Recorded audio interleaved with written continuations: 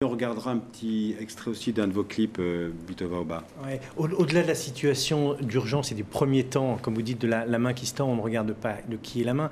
Mais Ronnie Broman, vous êtes bien placé en tant qu'ancien président de Médecins sans frontières pour savoir qu'il y a eu des choix qui ont été faits dans les aéroports pour les atterrissages, que les colis et les envois de MSF ont été retardés.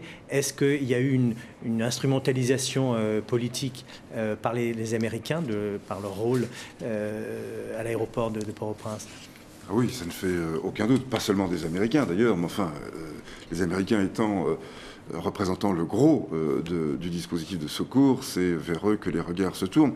Et Médecins sans frontières a eu effectivement à pâtir, enfin, Médecins sans frontières, plutôt les blessés que nous devions opérer, puisque 5 avions ont été empêchés d'atterrir successivement.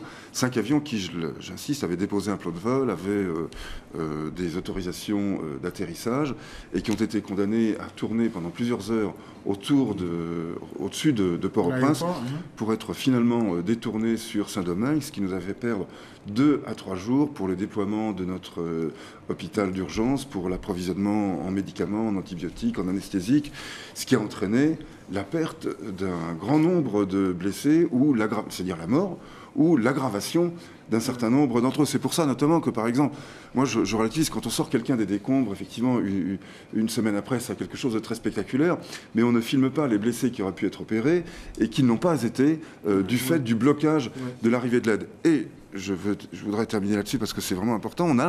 On a le sentiment, et probablement justifié, bien que je ne puisse pas tout à fait le démontrer, mais étant donné que plusieurs avions ont atterri en transportant des VIP ou en évacuant des ressortissants américains pour lesquels il n'y avait absolument aucune urgence, on peut se dire que les relations publiques, disons la communication du gouvernement et de l'armée américaine, ont été privilégiés par rapport à l'arrivée des secours. Ça, c'est inadmissible parce que quand on prend une telle responsabilité, les Américains ont bien fait de prendre ces secours. Moi, je les ai tout de suite approuvés, je continue de le faire, mais c'est aussi une responsabilité. Ça entraîne des devoirs. Ces devoirs, je trouve qu'ils ne les ont pas remplis à la hauteur qui était nécessaire. Alors, on sait qu'on a débarqué d'abord les caméras et les journalistes avant les médecins et les VIP.